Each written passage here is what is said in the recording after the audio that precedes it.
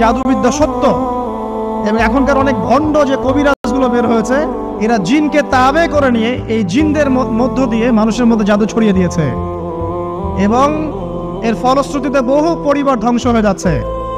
এই জাদুবিদ্যা সত্য।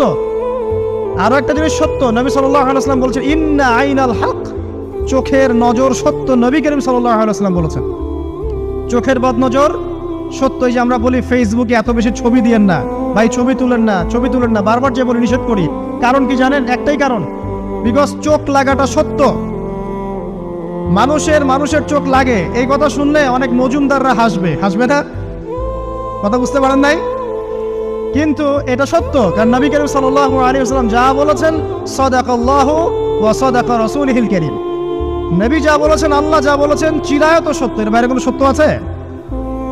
আচ্ছা দেখেন, আমি বললাম যে জাদুবিদ্যা